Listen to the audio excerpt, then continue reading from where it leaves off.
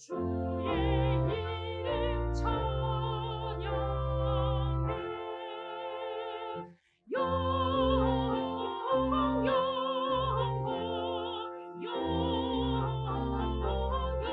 영광 귀한 이름 찬양해 하늘나라 보좌에서 죄악 많은 세상에 우리 구원하시려고 주님 세상 오셨네 영광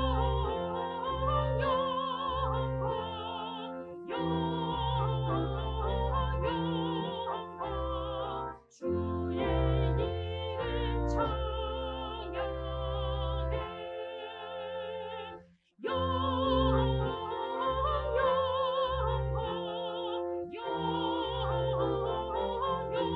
영광 귀한 이름 찬양해 하늘나라 우리 주님 어서 속히 오셔서 주의 모든 성도를 천국에 인도하소서 영광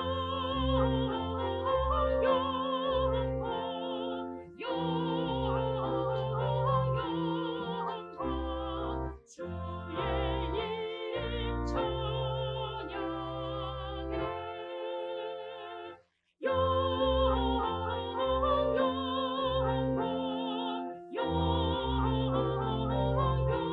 영광 귀한 이름 찬양해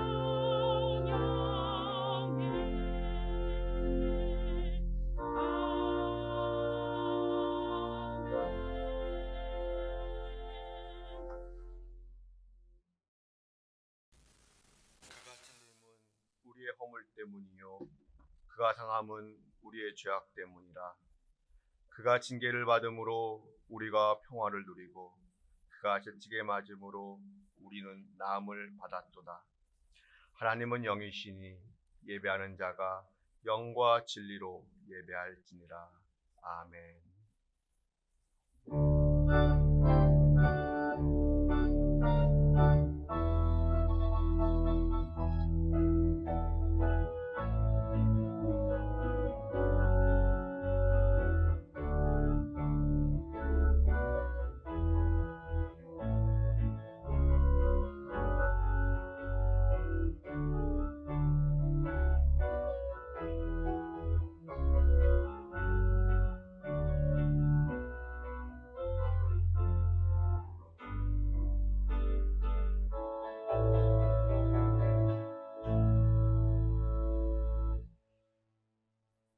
하나님 고맙습니다.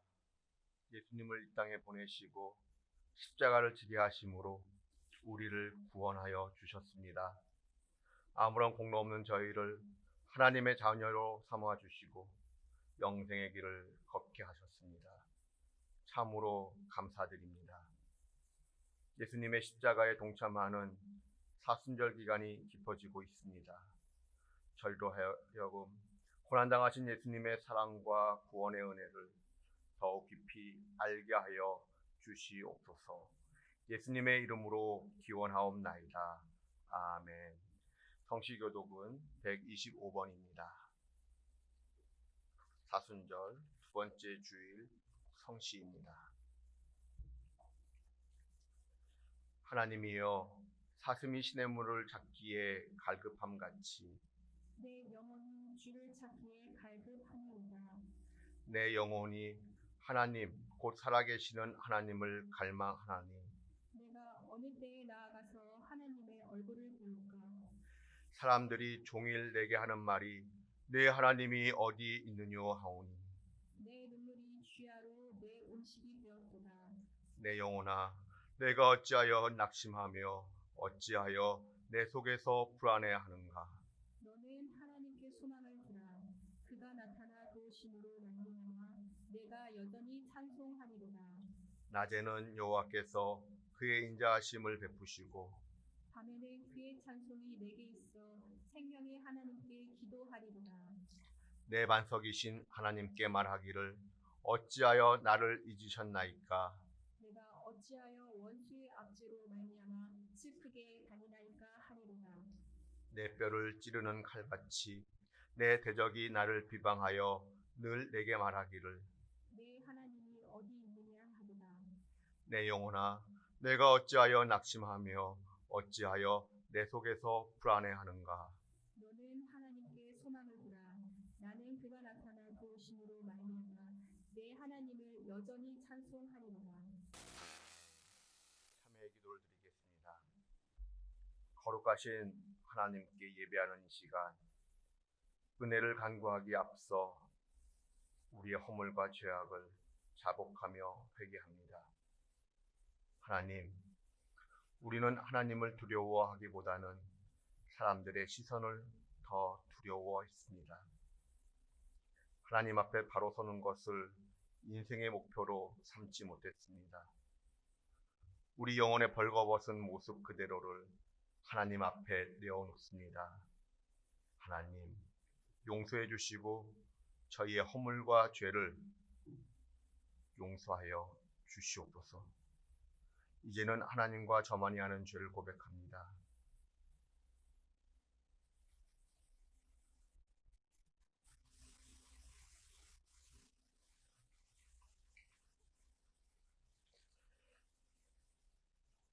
이사야 55장 6절 7절을 통해 주시는 하나님의 말씀입니다. 너희는 여호와를 만날 만한 때에 찾으라. 가까이 계실 때에 그를 부르라. 악인은 그의 길을, 불의한 자는 그의 생각을 버리고 여호와께로 돌아오라. 그리하면 그가 긍휼히 여기시리라. 우리 하나님께로 나아오라. 그가 너그럽게 용서하시리라. 그러므로 주 예수 그리스도 안에 있는 자에게 결코 정죄함이 없느니라. 아멘.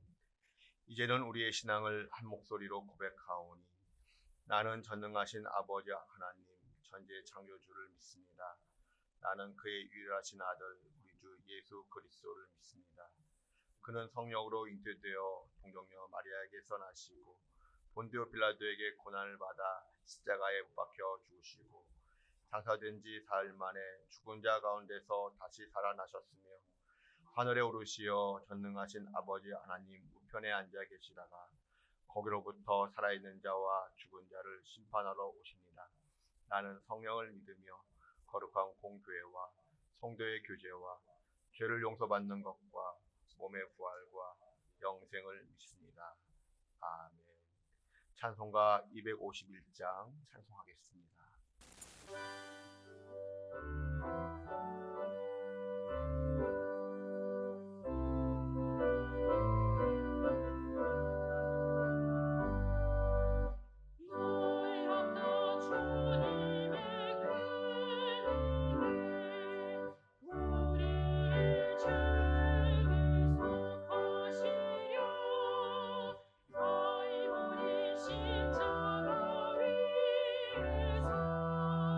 어린 양 보혈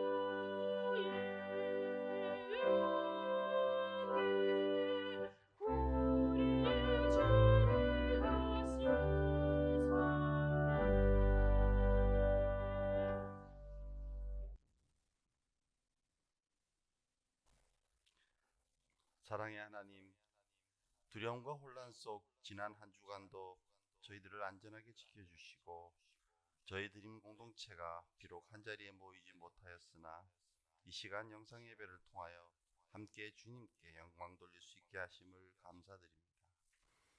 지금 온 세계와 우리나라는 신종 바이러스의 창궐로 여러 사람이 감염되어 병고를 겪고 있고 그로 인하여 온 국민이 두려움과 혼란의 고통을 겪고 있습니다. 이런 상황을 통하여 저희들이 스스로 잘못을 돌이켜보고 진정한 회개로 나아가는 계기가 되게 하여 주시옵소서. 자비로우신 하나님, 저희들을 부디 긍휼히 여기시고 이 환난으로부터 지켜 보호하여 주시옵소서. 공적 예배의 자리가 위태로운 이때 우리 모두 영적으로 더욱더 깨어 있어 하나님의 뜻을 구하고 각자의 자리에서 기도로 예배의 본질을 다시 한번 생각하게 하시고 진정한 예배를 회복하는 기회가 되도록 하여 주시옵소서. 이 시간 말씀을 전하실 목사님께 지혜와 능력과 성령 충만함을 더하여 주셔서 주님께서 맡겨주신 귀한 사명을 감당하시는데 조금도 피곤하지 않도록 영육의 강건함을 주시고 말씀의 권능을 주시옵소서. 무엇보다 예배 자리에서 멀어져 각자 흩어져 있는 모든 성도들에게 마음을 열어 기도하게 하시며 그들을 위로하는 힘과 능력을 주시옵소서. 연기된 개학으로 학부모들이 겪는 현실적인 어려움을 지혜롭게 해결할 수 있도록 하나님 도와주시옵소서. 또한 같은 이유로 경제적으로 어려움을 겪게 되는 여러 권속들을 돌보아 주시고 그들이 겪는 경제적 문제를 해결할 수 있도록 힘과 용기를 주시옵소서. 서로를 경계하고 의심하는 이때 나만의 건강을 위한 이기심을 내려놓고 주변을 살펴 힘들어하는 환우들과 그 가정을 위하여 기도하고 나의 것을 내어줄 수 있는 관용과 사랑의 마음을 가지게 하여 주시옵소서. 방역 현장에서 오랜 기간 수고와 피로에 지친 의료진들과 관련자들에게 더욱 힘을 주시고 그들의 노고를 위로하여 주시옵소서.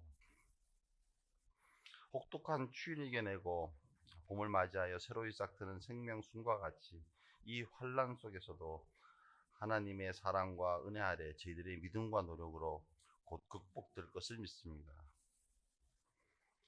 사순절 둘째 주일을 보내면서 고난의 잔을 거부하지 아니하시고 피땀 흘려 기도하시며 순종하셨던 예수님의 마음을 저희의 심령 가운데 채워주시옵소서. 저희들로 하여금 주님의 피 묻은 십자가를 바라보며 예수님의 고난과 희생을 기억하게 하시고 저희들도 경건한 삶으로 주님을 닮아가게 하여 주시옵소서. 무엇보다 또 한 주간 우리 모든 성도들의 건강을 지켜주시옵기를 간절히 바라오며 구주 예수 그리스도의 이름으로 기도드립니다. 아멘.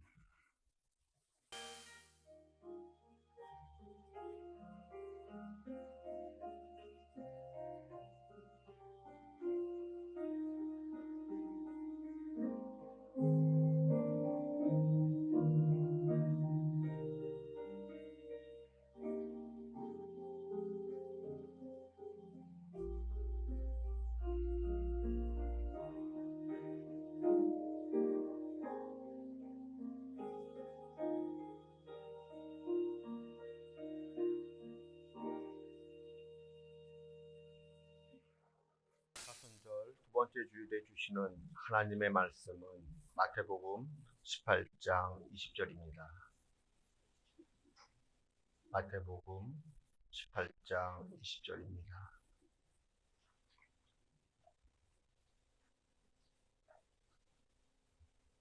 함께 합독하겠습니다.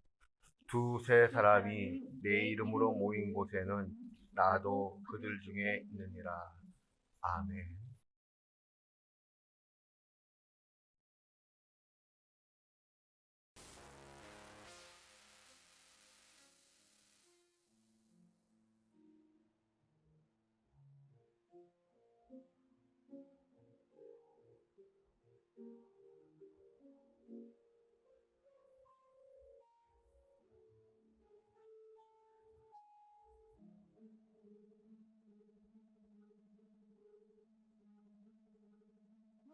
하나님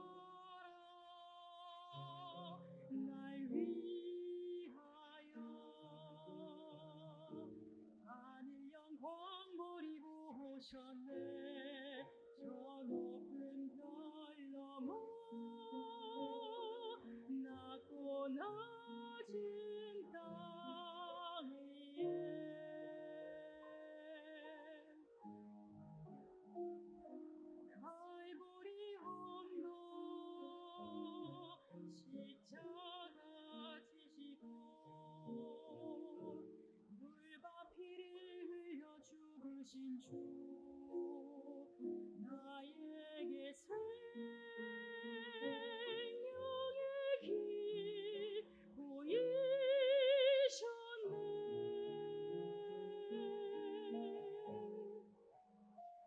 저 하늘 높이 올라가 내 사랑하는 주 만날 수 있을까. 저 바다 끝에 달려가 내 사랑 내 주님을 배울 수 있을까.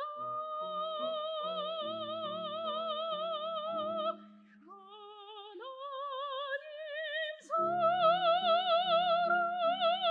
그 사랑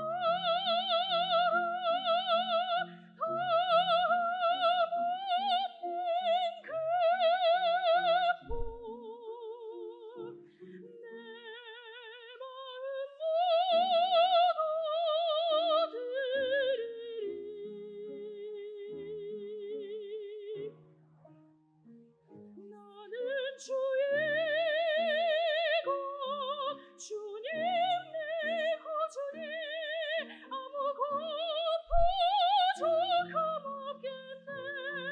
나 주 안에 살고 주님은 내 안에서 살리.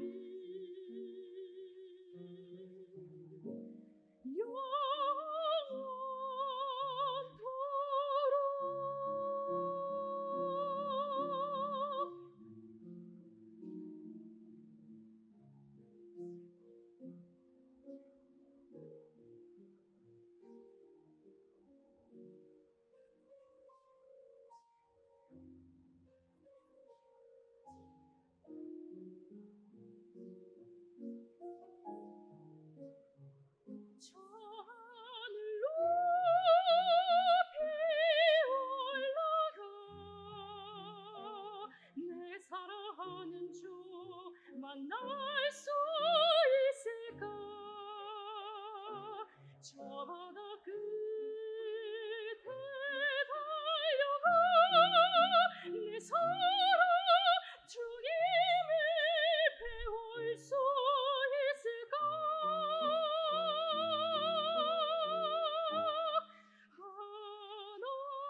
하나님 사랑 그 사랑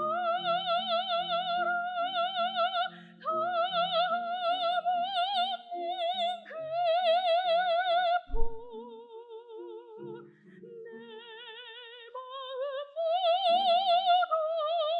모두 드리리.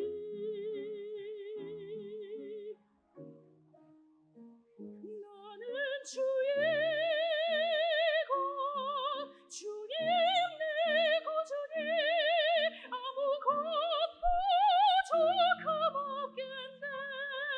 나 주 안에 살고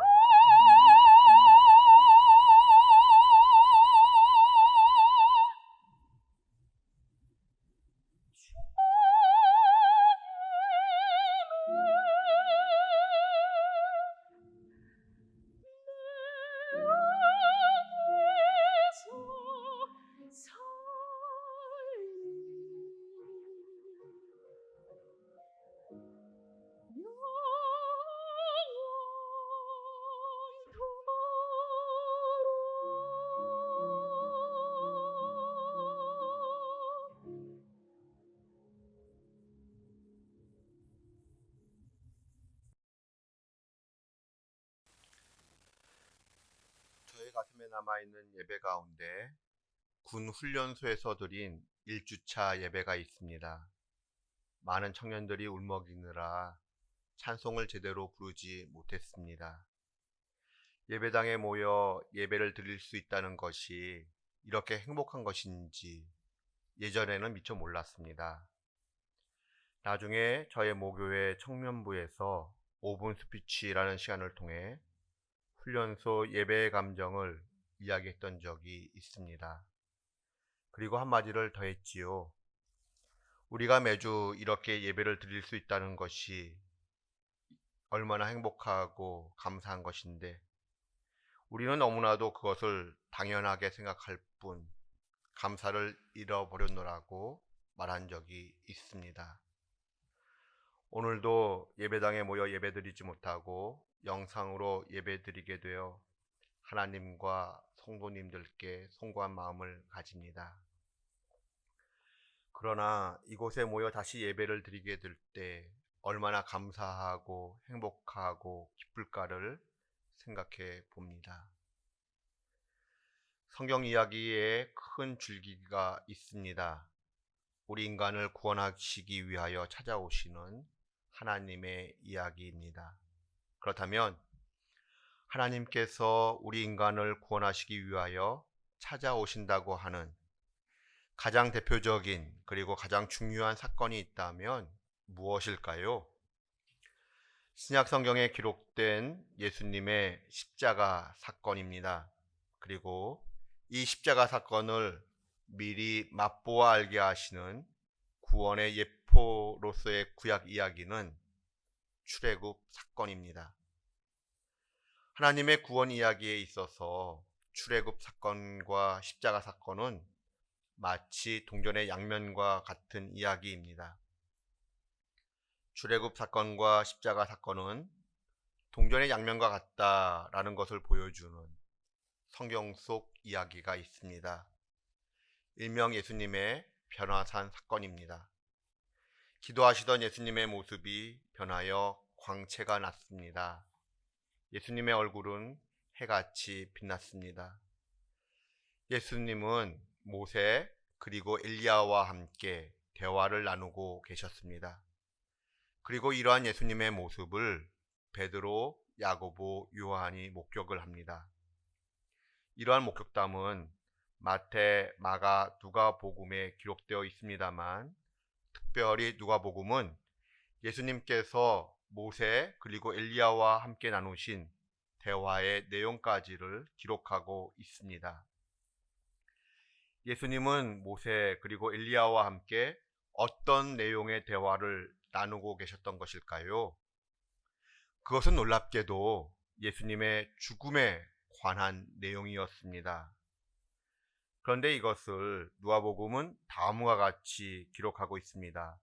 다 함께 말씀을 봉독합니다. 문득 두 사람이 예수와 함께 말하니 이는 모세와 엘리야라. 영광 중에 나타나서 장차 예수께서 예루살렘에서 별세하실 것을 말할세. 우리는 여기서 별세라는 단어에 주목할 필요가 있습니다. 왜냐하면 별세라고 번역한 단어의 헬라어가 엑소도스이기 때문에 그러합니다. 엑소도스가 무엇입니까? 죽음을 뜻하는 완곡 어법인 동시에 구약에서 출애굽 사건을 가리키는 단어입니다. 즉 예수님의 죽음은 출애굽 사건이다 라는 뜻이지요. 그렇다면 예수님의 죽음은 출애굽 사건은 무엇으로부터 무엇을 위한 출애굽이었습니까? 무엇으로부터? 애굽으로부터. 애굽은 죄로 가득한 세상을 의미하는 대표적 단어입니다. 애굽으로부터 무엇을 위한 출애굽이었을까요? 무엇을 위한 구원이었을까요? 하나님께서 바로에게 말씀하셨습니다. 내 백성을 내보내라. 출애굽시켜라. 저들이 광야에서 나를 섬길 것이다. 여기서 섬기다라고 번역한 히브리어는 오늘날 우리가 말하는 예배드리다라는 뜻을 가지고 있습니다. 그렇습니다. 출애굽은 애굽으로부터, 즉 죄악된 세상으로부터 하나님을 섬기기 위한, 즉 예배를 위한 구원이었습니다. 그런데 말입니다. 하나님께서 모세를 통하여 바로에게 선포하신 말씀을 자세히 살펴보면 반복되는 단어가 하나 있습니다. 내 백성을 내보내라. 저들이 광야에서 나를 섬기고 광야에서 희생제사를 드리고 광야에서 절기를 지킬 것이다. 분명 예배를 드리기 위한 출애굽이었습니다. 그런데 이스라엘 백성들에게 펼쳐진 환경은 푸른 초장, 맑은 시냇물가가 아니었습니다. 광야, 사막이었습니다. 전갈과 독사의 위험이 있고 풀 한 포기조차 자랄 수 없는 황량한 땅입니다. 그곳 광야 생활이 얼마나 고통스러웠는지 애굽으로 다시 돌아가자고, 애굽에서의 생활이 오히려 더 좋았다라고 하는 말이 나올 만큼의 광야 생활이었습니다. 그런데 하나님은 바로 이러한 곳에서 이스라엘 백성들이 하나님께 예배드릴 것을 기대하셨습니다. 사실 하나님은 출애굽한 이스라엘 백성들을 향하여 너는 쇠굴라 보배로운 백성들이다 라고 말씀하셨습니다. 쇠굴라, 보배로운 백성이라고 번역을 했습니다만 원래의 의미는 눈에 넣어도 아프지 않을 내 새끼라는 어감을 가진 단어라고 합니다. 이스라엘 백성들을 향하여 눈에 넣어도 아프지 않을 내 새끼라고 불러주시는 하나님, 이러하듯 보배로운 백성들이 광야에서 예배를 드려야 하는데 광야라고 하는 환경 때문에 자꾸만 넘어집니다. 그러므로 하나님은 이러한 이스라엘 백성들을 격려하시고 응원하시고자 두 가지를 준비하셨습니다. 하나는 말씀으로서의 율법이고 하나는 성막입니다.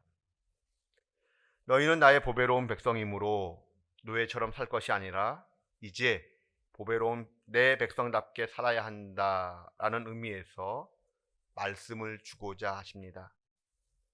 하나님은 이제 모세를 통하여 쇠굴라답게 사는 법에 대하여 말씀을 전해주고자 하셨습니다.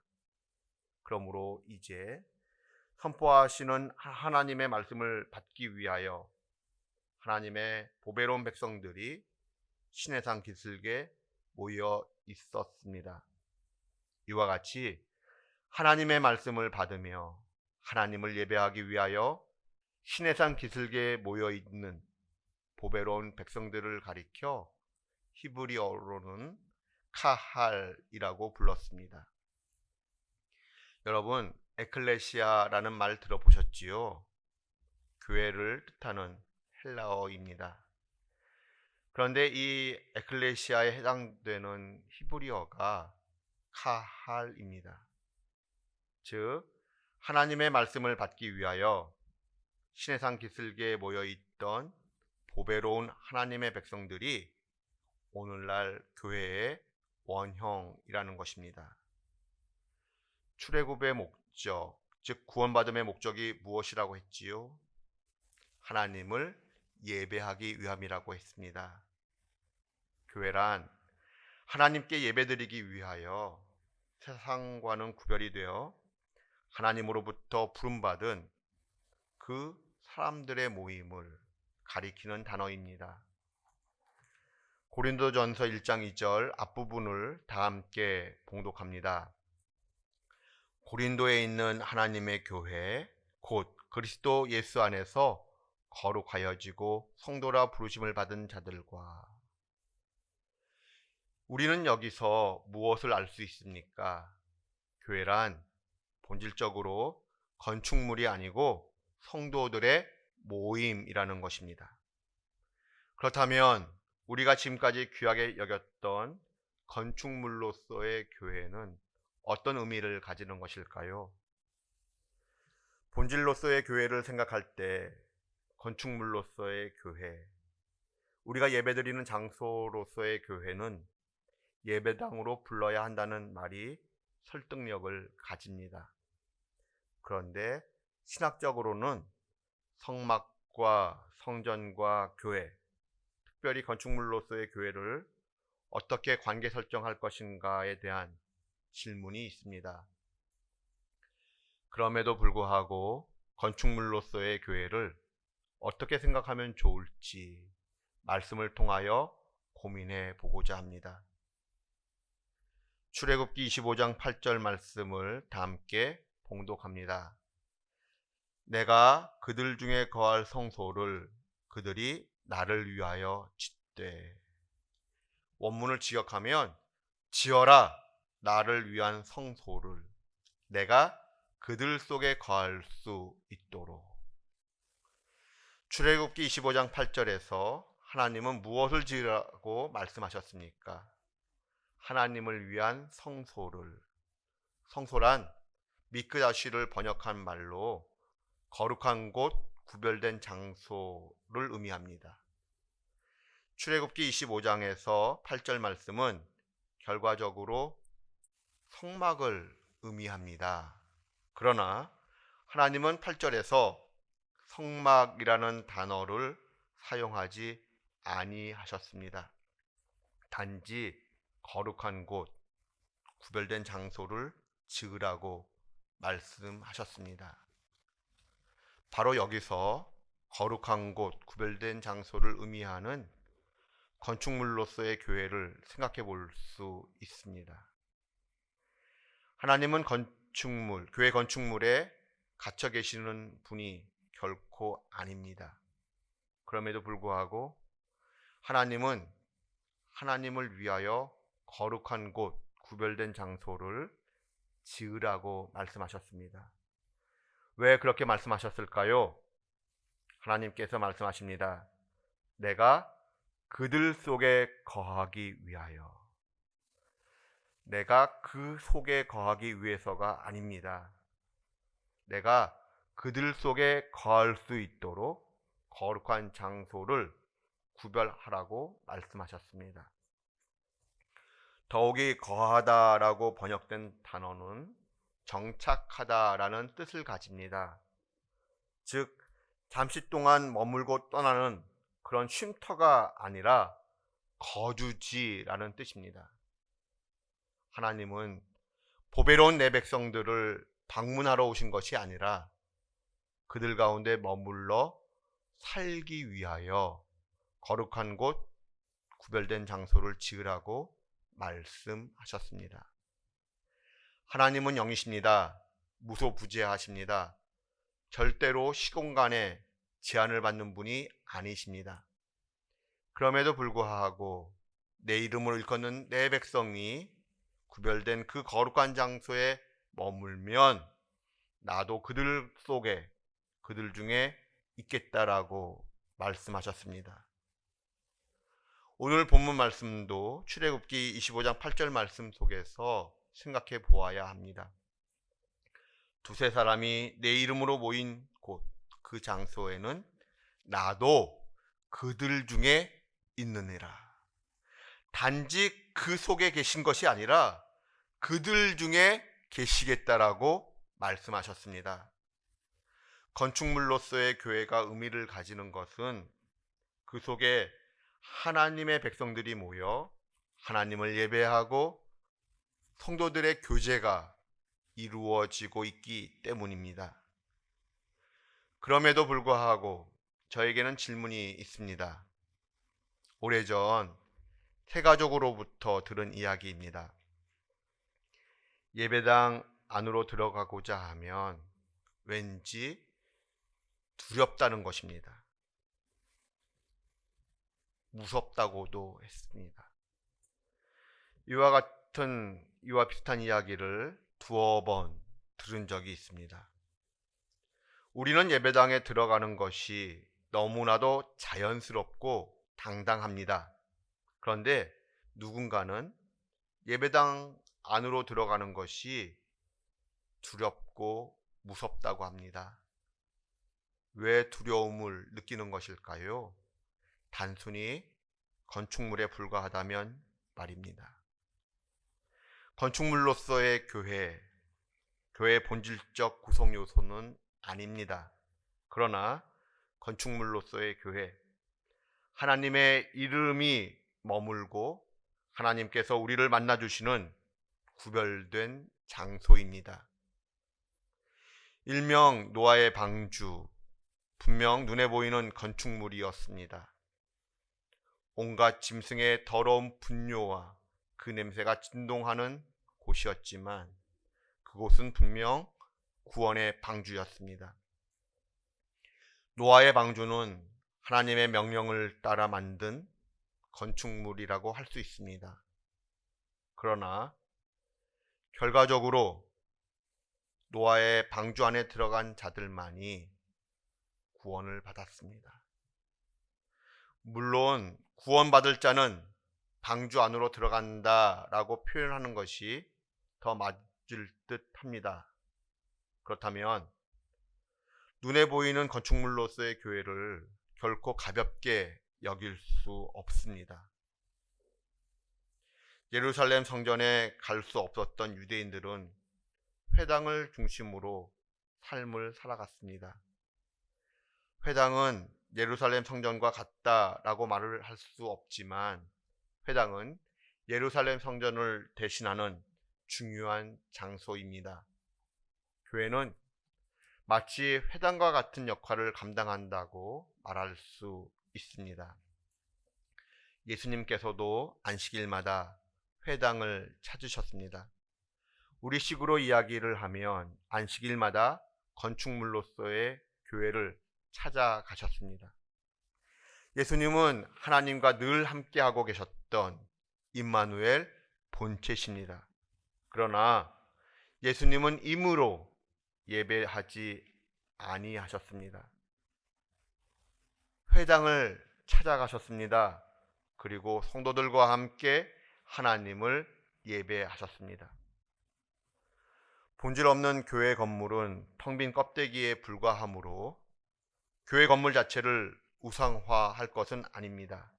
그러나 하나님으로부터 부름받은 공동체가 머물며 하나님과 교제를 하고 성도들 간의 교제가 이루어지는 구별된 장소인 까닭에 건축물로서의 교회, 예배당은 하나님께서 머물고자 하시는 거룩한 곳, 구별된 장소라고 하는 신성한 마음을 가져야 합니다.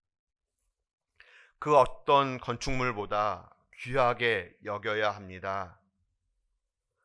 우리는 지금과 같은 특별한 상황 속에서 영상으로 예배를 드립니다만 이러한 상황이 진정된 후가 더 염려가 됩니다. 교회에 모이는 것이 별것 아니라는 사고방식이 혹이라도 생길까 걱정이 됩니다. 주일 예배를 예배당에서 모이지 아니하고 영상 예배 드리는 것으로 결정을 할 때 저 또한 저 나름대로 깊은 고민을 했습니다. 믿음이 없어 우리는 주일에 예배당에 모이는 것을 두려워하는 것일까? 주일에 예배당에서 예배를 드리는 사람은 믿음이 좋은 것이고 영상으로 예배를 드리는 사람은 믿음이 없는 사람일까? 신사참배를 찬성한 교회와 거부한 교회가 나중에 서로 갈등했던 것처럼 주일에 예배당에 나와 예배드린 교회 또는 성도들과 주일에 가정에서 주일 예배를 드린 교회 또는 성도들이 혹이라도 갈등하면 어쩌나 하는 생각도 해보았습니다. 장신대 교수셨던 주승중 인천중앙교회 담임 목사님의 3월 1일 주일 설교가 한국기독공고에 실렸습니다. 한번 읽어보시면 우리에게 도움이 될 것입니다.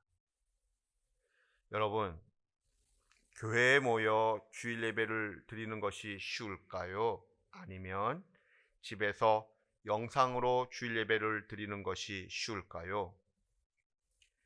영과 진리로 드리는 예배라고 할 때 집에서 주일 예배를 드리는 것보다 예배당에 모여 함께 주일 예배를 드리는 것이 훨씬 유익하고 쉽습니다. 저는 그렇게 결론을 내렸습니다. 마음의 자세부터 생각해 보시기 바랍니다. 교회에 올 때는 정장을 하면서도 집에서 예배를 드린다고 하면 대충 옷 입을 가능성이 큽니다. 예배 환경으로서의 집은 예배당보다 집중하기가 어렵습니다. 그렇다고 할 때 가정에서 드리는 주일 예배는 하나님 앞에 선 단독자로서 어쩌면 우리의 믿음의 자세를 점검하고 확인하는 기회가 될 수 있습니다. 한편으로는 하나님 앞에서 나의 신앙을 고백할 수 있는 기회가 됩니다. 여러분, 욥기에서 욥은 왜 고난을 받게 되었습니까? 사실 욥을 향한 하나님의 절대적 신뢰 때문이었습니다. 오해의 소지가 없기를 바랍니다만 욥기 1장과 2장의 내용을 생각할 때에 이런 상상을 해보았습니다. 사탄이 하나님께 말합니다. 하나님, 이 사람이 까닭 없이 예배를 정성껏 드리겠습니까? 하나님께서 베풀어 주신 것들이 많다 보니 믿음이 좋은 척 예배당에서 예배를 드리는 것 뿐입니다. 그 환경을 빼앗아 보십시오. 특별히 혼자 있을 때, 집에서 주일 예배를 드릴 때 예배당에서처럼 정성껏 예배를 드릴까요? 결코 아닙니다. 그러자 하나님께서 뭐라고 말씀하셨을까요? 아니야. 이 사람은 아니야. 집에서 예배를 드린다고 나를 업수히 여길 사람이 결코 아니야. 사탄이 또 말합니다. 하나님, 우리 내기해 볼까요? 어디까지나 상상입니다만 하나님의 신뢰 때문에 시작된 욥의 고난처럼 시사하는 바가 있다 생각됩니다. 여러분, 집에서 주일 예배를 드릴 때 예배당에 나오는 것 못지않게 얼굴에 화장도 하시고 옷도 정장 또는 정장에 준하는 옷을 입으시기 바랍니다. 혹이라도 지금 복장이 그러하지 못하시다면 옷을 갖추어 입으시고 영상을 통해 다시 예배 드리시기 바랍니다. 각자 흩어져 드리는 예배로 인하여 드림 공동체가 물리적으로는 떨어져 있습니다. 그러나 영상을 통해 우리가 함께 예배 드림으로써 흩어져 있는 주의 백성들을 묶으시고 세우시는 하나님의 오묘한 섭리를 경험할 수 있게 되기를 바랍니다. 가정에서 드리는 주일 예배를 통하여 흔들리지 않는 믿음을 고백하고 하나님을 더욱 사랑한다고 고백하는 드림의 권속들이 되어야 하겠습니다. 더 나아가 교회, 믿음의 공동체로서의 드림교회를 사랑하고 하나님께서 우리에게 주신 건축물로서의 드림교회를 더 아끼고 귀하게 여기는 기회가 되어야 하겠습니다. 신종 코로나 바이러스가 우리의 삶을 위협하고 있지만 모든 지각에 뛰어난 하나님의 평강이 우리 모든 성도님들의 마음과 생각을 주장하시고 지켜주시기를 주님의 이름으로 기원드립니다. 기도하겠습니다. 하나님께서 우리에게 주신 드림교회를 사랑합니다.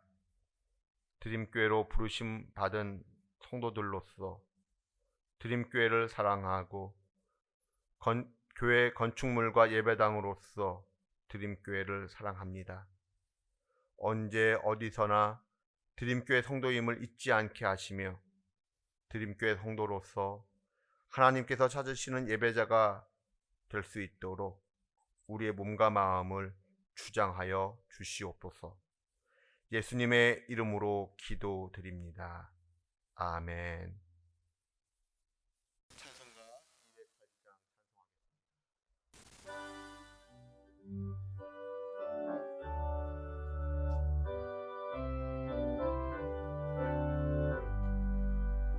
내 주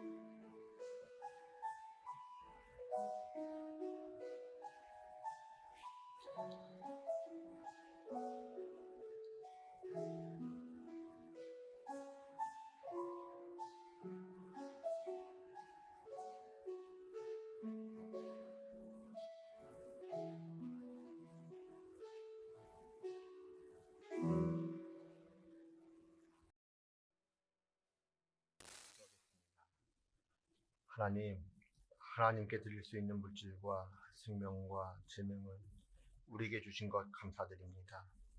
쓰여지는 곳에 아버지의 영광이 드러나며 그리스도의 복음이 널리 전파되게 하여 주시옵소서. 오늘도 해외에 있는 가족들, 국방의 의무를 감당하는 우리 아들들, 출장이나 출타하여 지방에 있는 식구들, 어느 곳에 있든지 눈동자같이 보호해 주시고 그 삶의 현장에서 주를 높일 수 있게 하여 주시옵소서. 특별히 질병으로 누워 계신 분들을 불쌍히 여기시어 회복의 은혜를 베풀어 주시고 가족을 돌보는 우리 드림의 권속들 한 분 한 분을 주님께서 지켜주시어 지치지 않게 하여 주시옵소서. 하나님, 코로나 바이러스로 인하여 저희가 예배당에 모여 예배드리지 못하고 영상을 통해 각자의 초소에서 예배를 드리게 되어 송구합니다. 우리를 불쌍히 여겨주시고 우리를 인도하여 주시옵소서. 바이러스로 인한 문제가 속히 해결될 수 있도록 우리에게 긍휼을 베풀어 주시옵소서. 우리에게 생명 주심을 감사드리며 우리 구원의 주 예수 그리스도의 이름으로 봉헌 기도드리옵나이다. 아멘. 광고 말씀드리겠습니다. 오늘은 사순절 두 번째 주일입니다. 우리의 일상이 회복이 되어서 예전처럼 하나님 앞에 자유롭게 이 예배당에 나와 예배드리게 되었으면 좋겠습니다. 원래 다음 주일부터는 예배당에서 예배드리고자 했습니다. 그러나 영상을 촬영하는 금요일 오후를 기준으로 할 때 어제와 오늘 야탁과 서연에 바이러스 확진자가 발생하여 다음 주일 예배를 예배당에서 드려야 할지 집에서 드려야 할지 아직 결정하지를 못했습니다. 적어도 다음 주 금요일까지 결정하여 구역장님들을 통하여 공지하도록 하겠습니다. 주일 예배를 가정에서 드리든지 예배당에서 드리든지 우리는 정성을 다해 주일 예배를 드린다는 것을 다짐하는 한 주간이 되셨으면 좋겠습니다. 오늘 드려진 봉헌 예물은 온라인을 통하여 보내주시면 고맙겠습니다. 찬송가 209장 함께 찬송하겠습니다.